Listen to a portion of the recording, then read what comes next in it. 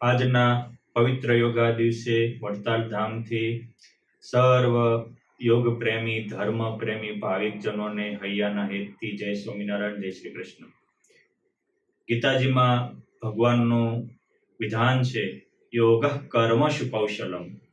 જે કર્મ પરમાત્માના યોગમાં રાખે, જે કર્મ સત્ય કર્મના યોગમાં રાખે, આપણો યોગ જ આપણા કર્મ જ આપણો યોગ બની જાય, તેથી આપણું દિવસ મહા ધન્ય ધન્ય ધન્ય બની જાય। ભગવાન સ્વામિનારાયણ વન વિચરણની યાત્રાએ નીકળ્યા ત્યારે એક વ્યક્તિ માટે 1 વર્ષ આપ્યું હોય તો એ હતા ગોપાળ યોગી। સ્વામિનારાયણ ભગવાન 49 વર્ષ ધરતી ઉપર રહ્યા, એમાં એક વ્યક્તિ માટે એક આખું વર્ષ આપ્યું હોય તો એ હતા ગોપાળ યોગી। શું કામ આટલું બધો સમય ભગવાને એક વ્યક્તિ માટે આપ્યો? 2 કારણ। એક કે એ ગોપાળ યોગી મહાયોગી હતા। યોગની મને તમને મહત્તા સમજાય અને યોગથી આપણા અંતરમાં અલૌકિક ઉર્જા પ્રાપ્ત થાય, એવા હેતુથી ભગવાને યોગીરાજ ગોપાળ યોગીને 1 વર્ષ આપ્યું હતું।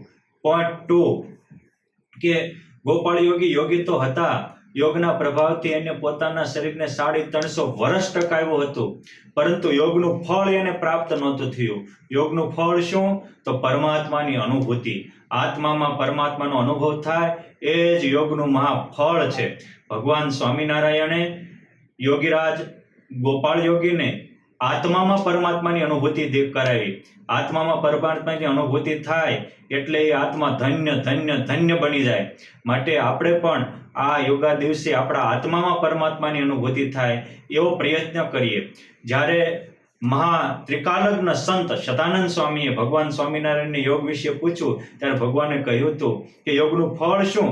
તો કે અખંડ પરમાત્માનો અનુભવ થાય, એ જ યોગનું ફળ છે। અને આસન, ધ્યાન, ધારણા, પ્રાણાયામ એ યોગના સાધન છે।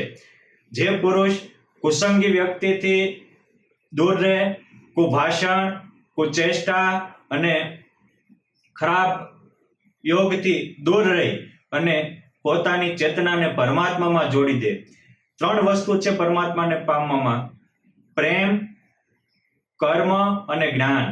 બધા વ્યક્તિ પાસે પ્રેમ પણ છે, બધા વ્યક્તિ પાસે કર્મ પણ છે, બધા વ્યક્તિ પાસે જ્ઞાન પણ છે, પરંતુ આ જ્ઞાનને પરમાત્માનો યોગ થાય તો એ જ્ઞાન યોગ બની જાય। આપણું જ્ઞાન ભગવાનમાં લાગી જાય તો એ જ્ઞાન યોગ બની જાય। આપણો પ્રેમ પરમાત્મામાં લાગી જાય તો એ ભક્તિ યોગ બની જાય।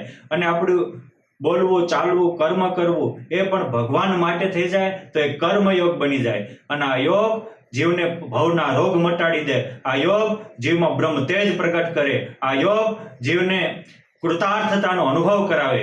માટે આજના આ દિવસે આપણામાં પણ આવી યોગની ક્ષમતા આવે અને ભગવાને કીધું કે અનન્ય ચિંતયંતો મામ યોજના પર્યુપાસતે તેષામ નિત્યાભિયુક્તાનામ યોગક્ષેમમ વહામ્યહમ। જે અનન્ય ભાવથી મારું ચિંતન કરે, કર્મથી, પ્રેમથી કે જ્ઞાનથી, પણ પરમાત્માનું ચિંતન કરનારાના યોગ અને ક્ષેમ પરમાત્મા પોતે વહન કરે છે। આપણા પણ યોગ ક્ષેમનું વહન ભગવાન કરે એવી આપણામાં શક્તિ, ભક્તિ અને સાચી સમજણ પ્રાપ્ત થાય એવી પરમ કૃપાળુ પરમાત્માના ચરણોમાં પ્રાર્થના સાથે અસ્તુ। જય સ્વામિનારાયણ।